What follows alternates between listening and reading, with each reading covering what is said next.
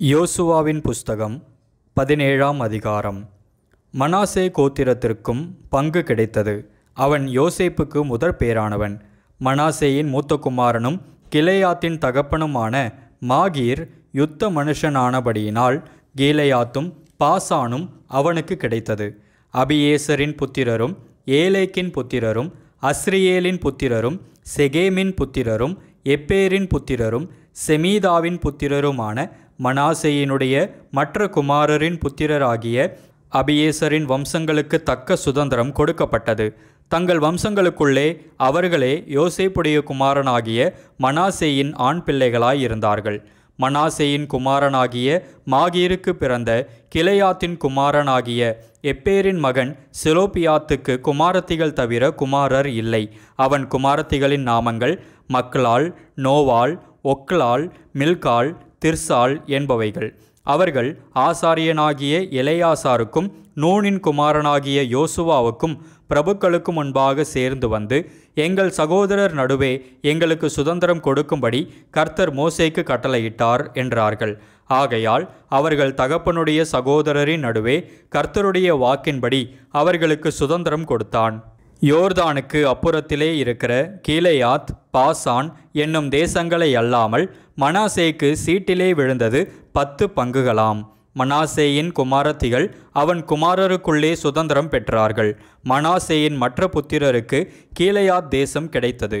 மனாசேயின் எல்லை ஆசேர் தொடங்கி சீகேமின் முன்னிருக்கிற மிக்மேத்தாவுக்கும் அங்கே இருந்து வலதுபுறமாய் என் தப்புவாவின் குடிகளிடத்திற்கும் போகிறது. தப்புவாவின் நிலம் மனாசேக்கு கிடைத்தது. மனாசேயின் எல்லையோடு இருக்கிற தப்புவாவோ எப்ராயிம் புத்திரரின் வசமாயிற்று.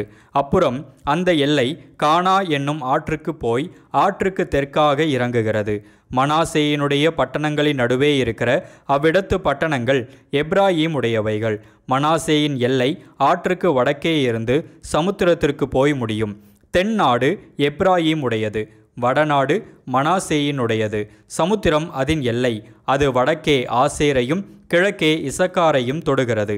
இசக்காரிலும் ஆசேரிலும் இருக்கிற 3 நாடுகளாகிய பெத்செயானும் அதன் ஊர்களும், இப்லேயாமும் அதன் ஊர்களும், தோரின் குடிகளும் அதன் ஊர்களும், எந்தோரின் குடிகளும் அதன் ஊர்களும், தானாகின் குடிகளும் அதன் ஊர்களும், மெகிதோவின் குடிகளும் அதன் ஊர்களும் மனாசேயினுடையவைகள். மனாசேயின் புத்திரர் அந்த பட்டணங்களின் குடிகளை துரத்திவிடக் கூடாமற் போயிற்று. கானானியர் அந்த சீமையிலே தானே குடியிருக்க வேண்டுமென்று இருந்தார்கள். இஸ்ரவேல் புத்திரர் பலத்த போதும் கானானியரை முற்றிலும் துரத்திவிடாமல் அவர்களை பகுதி கட்டுகிறவர்களாக்கி கொண்டார்கள். யோசேப்பின் புத்திரர் யோசுவாவை நோக்கி, கர்த்தர் எங்களை இதுவரைக்கும் ஆசீர்வதித்து வந்ததினால் நாங்கள் ஜனம் பெருத்தவர்களாயிருக்கிறோம். நீர் எங்களுக்கு சுதந்திரமாக ஒரே வீதத்தையும் ஒரே பங்கையும் கொடுத்தது என்ன என்று கேட்டார்கள். அதற்கு யோசுவா, நீங்கள் ஜனம் பெருத்தவர்களாயும் எப்ராயிம் மலைகள் உங்களுக்கு நெருக்கமாயும் இருந்தால் பெரிசியர், ரெப்பாயீமியர் குடியிருக்கிற காட்டு தேசத்துக்கு போய் உங்களுக்கு இடம் உண்டாக்கி கொள்ளுங்கள் என்றான். அதற்கு யோசேப்பின் புத்திரர், மலைகள் எங்களுக்கு போதாது. பள்ளத்தாக்கு நாட்டில் இருக்கிற பெத்செயானிலும் அதன் ஊர்களிலும் எஸ்ரேல் பள்ளத்தாக்கிலும் குடியிருக்கிற எல்லா கானானியரிடத்திலும் இருப்பு ரதங்கள் உண்டு என்றார்கள். யோசுவா யோசேப்பு வம்சத்தாராகிய எப்ராயீமியரையும் மனாசேயரையும் நோக்கி, நீங்கள் ஜனம் பெருத்தவர்கள், உங்களுக்கு மகா பராக்கிரமமும் உண்டு. ஒரு பங்கு மாத்திரமல்ல, மலை தேசமும் உங்களுடையதாகும். அது காடானபடியினாலே அதை வெட்டி திருத்துங்கள். அப்பொழுது அதன் கடையாந்திர மட்டும் உங்களுடையதாயிருக்கும். கானானியருக்கு இருப்பு ரதங்கள் இருந்தாலும் அவர்கள் பலத்தவர்களாயிருந்தாலும் நீங்கள் அவர்களை துரத்தி விடுவீர்கள் என்றான். யோசுவாவின் புஸ்தகம் 18ஆம் அதிகாரம். இஸ்ரவேல் புத்திரரின் சபையெல்லாம் சீலோவிலே கூடி அங்கே ஆசரிப்பு கூடாரத்தை நிறுத்தினார்கள். தேசம் அவர்கள் வசமாயிற்று. இஸ்ரவேல் புத்திரரில் தங்கள் சுதந்திரத்தை இன்னும் பங்கிட்டு கொள்ளாத 7 கோத்திரங்கள் இருந்தது. ஆகையால் யோசுவா இஸ்ரவேல் புத்திரரை நோக்கி, உங்கள் பிதாக்களின் தேவனாகிய கர்த்தர் உங்களுக்கு கொடுத்த தேசத்தை சுதந்திரித்து கொள்ளப் போகிறதற்கு நீங்கள் எந்த மட்டும் அசதியாயிருப்பீர்கள்? கோத்திரத்திற்கு 3 மனுஷரை தெரிந்து கொள்ளுங்கள். அவர்கள் எழுந்து புறப்பட்டு தேசத்திலே சுற்றி திரிந்து அதை தங்கள் சுதந்திரத்திற்கு தக்கதாக விவரமாய் எழுதி என்னிடத்தில் கொண்டு வரும்படி அவர்களை அனுப்புவேன். அதை 7 பங்காக பகிர கடவர்கள். யூதா வம்சத்தார் தெற்கே இருக்கிற தங்கள் எல்லையிலும் யோசேப்பு வம்சத்தார் வடக்கே இருக்கிற தங்கள் எல்லையிலும் நிலைத்திருக்கட்டும். நீங்கள் தேசத்தை 7 பங்காக விவரித்து எழுதி இங்கே என்னிடத்தில் கொண்டு வாருங்கள். அப்பொழுது இவ்விடத்திலே நம்முடைய தேவனாகிய கர்த்தருடைய சந்நிதியில் உங்களுக்காக சீட்டு போடுவேன். லேவியருக்கு உங்கள் நடுவே பங்கில்லை. கர்த்தருடைய ஆசாரிய பட்டமே அவர்கள் சுதந்திரம். காத்தும் ரூபனும் மனாசேயின் பாதி கோத்திரமும் யோர்தானுக்கு அப்புறத்திலே கிழக்கே கர்த்தரின் தாசனாகிய மோசே தங்களுக்கு கொடுத்த தங்கள் சுதந்திரத்தை அடைந்து தீர்ந்தது என்றான். அப்பொழுது அந்த மனுஷர் எழுந்து புறப்பட்டு போனார்கள். தேசத்தை குறித்து விவரம் எழுதப் போகிறவர்களை யோசுவா நோக்கி, நீங்கள் போய் தேசத்திலே சுற்றி திரிந்து அதன் விவரத்தை எழுதி என்னிடத்தில் திரும்பி வாருங்கள்.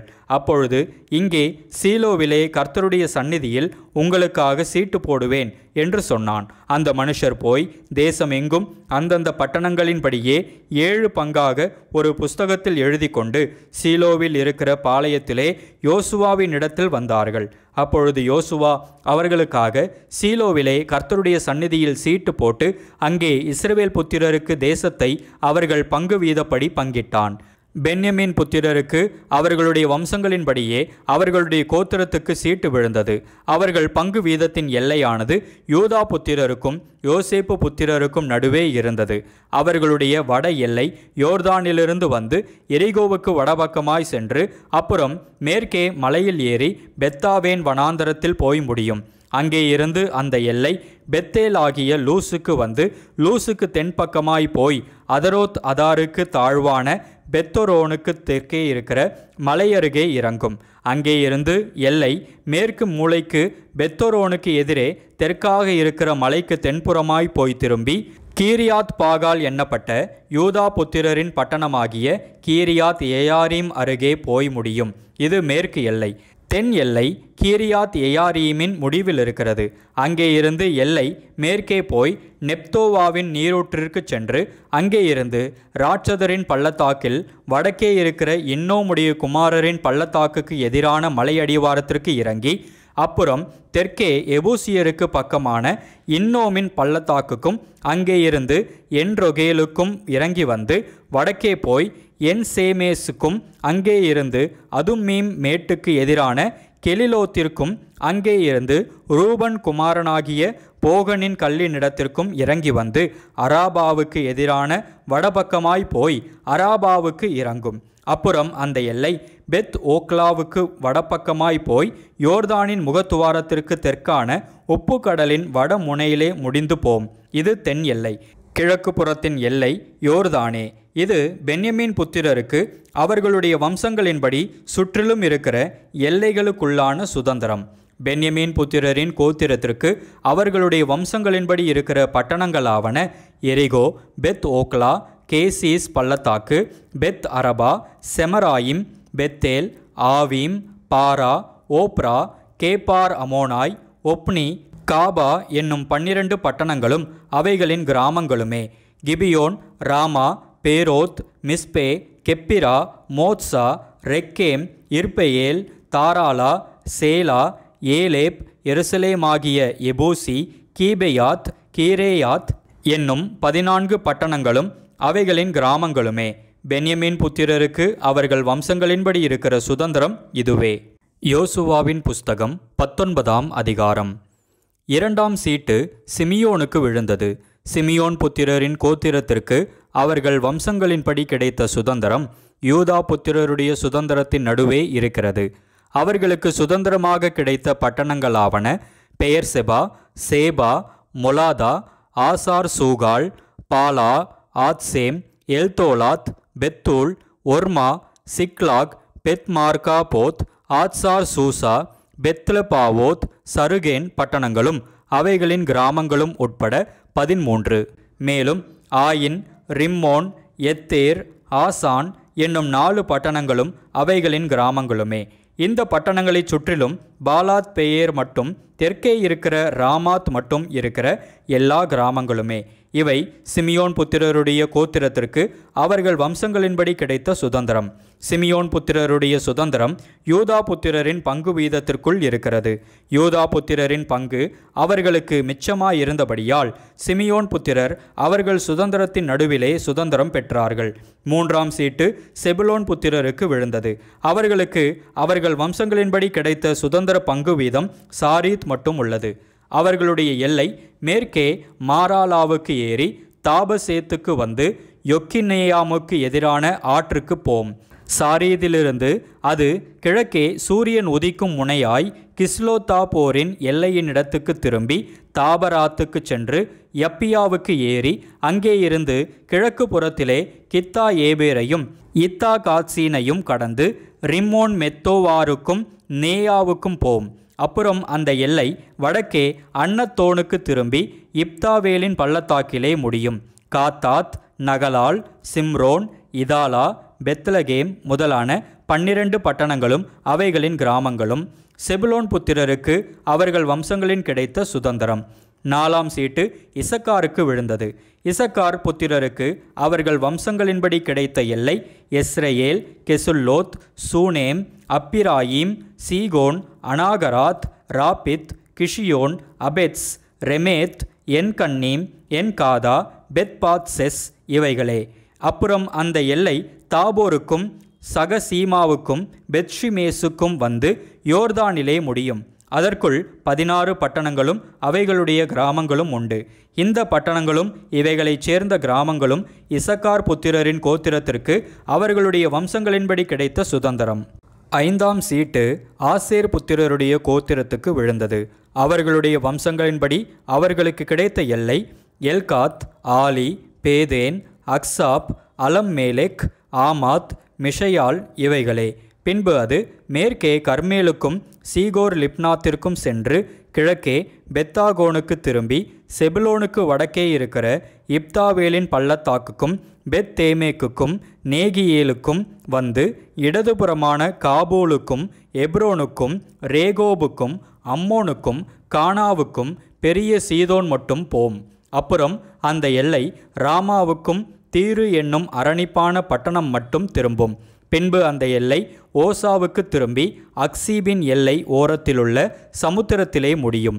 உம்மாவும் ஆப்பெக்கும் ரேகோபும் அதற்கு அடுத்திருக்கிறது. இந்த பட்டணங்களும் இவைகளின் கிராமங்களும் 22. இந்த பட்டணங்களும் இவைகளின் கிராமங்களும் ஆசேர் புத்திரரின் கோத்திரத்துக்கு அவர்கள் வம்சங்களின்படி கிடைத்த சுதந்திரம். 6ஆம் சீட்டு நப்தலி புத்திரருக்கு விழுந்தது. நப்தலி புத்திரருக்கு அவர்கள் வம்சங்களின்படி கிடைத்த எல்லை ஏலேப்பிலும் சானானிமிலுள்ள அல்லோனிலும் இருந்து வந்து ஆதமி, நெக்கேபின் மேலும் யாப்னியேலின் மேலும் லக்கும் மட்டும் போய் யோர்தானிலே முடியும். அப்புறம் அந்த எல்லை மேற்கே அஸ்னோதாபோருக்கு திரும்பி அங்கே இருந்து உக்கோகுக்கு சென்று தெற்கே செபுலோனையும் மேற்கே ஆசேரையும் சூரியோதய புறத்திலே யோர்தானிலே யூதாவையும் சேர்ந்து வரும். அரணிப்பான பட்டணங்களாவன சீத்திம், சேர், அம்மாத், ரக்காத், கின்னரேத், ஆதமா, ராமா, ஆத்சோர், கேதேஸ், எத்ரேயி, என் ஆத்சோர், ஈரோன், மிக்தாலேல், ஓரேம், பெதானாத், பெத்ஷிமேஸ் முதலானவைகளே. பட்டணங்களும் அவைகளின் கிராமங்களும் உட்பட 19. இந்த பட்டணங்களும் இவைகளின் கிராமங்களும் நப்தலி புத்திரருடைய கோத்திரத்துக்கு அவர்கள் வம்சங்களின்படி உண்டான சுதந்திரம். 7ஆம் சீட்டு தான் புத்திரருடைய கோத்திரத்திற்கு விழுந்தது. அவர்களுக்கு அவர்கள் வம்சங்களின்படி கிடைத்த சுதந்திரத்தின் எல்லையாவது சோரா, எஸ்தாவோல், இர்சேமேஸ், சாலாபீன், ஆயலோன், எத்லா, ஏலோன், திம்னாதா, எக்ரோன், Eltekeh, Gibbethon, Baalath, Ehud, பெனபெராக், Gath Rimmon, மேயார்கோன், raccoon என்னும் பட்டணங்களும் யாப்போவுக்கு எதிரான எல்லையுமே. தான் புத்திரரின் எல்லை அவர்களுக்கு ஒடுக்கமாயிருந்தபடியால் அவர்கள் புறப்பட்டு போய் லேசேமின் மேல் யுத்தம் பண்ணி அதை பிடித்து பட்டய கருக்கினால் சங்கரித்து அதை சுதந்திரித்து கொண்டு அதிலே குடியிருந்து லேசேமுக்கு தங்கள் தகப்பனாகிய தானுடைய நாமத்தின்படியே தான் என்று பெயரிட்டார்கள். இந்த பட்டணங்களும் இவைகளின் கிராமங்களும் தான் புத்திரரின் கோத்திரத்திற்கு அவர்கள் வம்சங்களின்படி உண்டான சுதந்திரம். தேசத்தை அதன் எல்லைகளின்படி சுதந்திரமாக பங்கிட்டு தீர்ந்தபோது இஸ்ரவேல் புத்திரர் நூனின் குமாரனாகிய யோசுவாவுக்கு தங்கள் நடுவிலே ஒரு சுதந்திரத்தை கொடுத்தார்கள். எப்ராயீமின் மலை தேசத்தில் இருக்கிற திம்னாத் சேரா என்னும் அவன் கேட்ட பட்டணத்தை அவனுக்கு கர்த்தருடைய வாக்கின்படி கொடுத்தார்கள். அந்த பட்டணத்தை அவன் கட்டி அதிலே குடியிருந்தான். ஆசாரியனாகிய எலெயாசாரும் நூனின் குமாரனாகிய யோசுவாவும் கோத்திர பிதாக்களுடைய தலைவரும் சீலோவிலே ஆசரிப்பு கூடாரத்தின் வாசலிலே கர்த்தருடைய சந்நிதியில் இஸ்ரவேல் புத்திரரின் கோத்திரங்களுக்கு சீட்டு போட்டு கொடுத்த சுதந்திரங்கள் இவைகளே. இவ்விதமாய் அவர்கள் தேசத்தை பங்கிட்டு முடித்தார்கள்.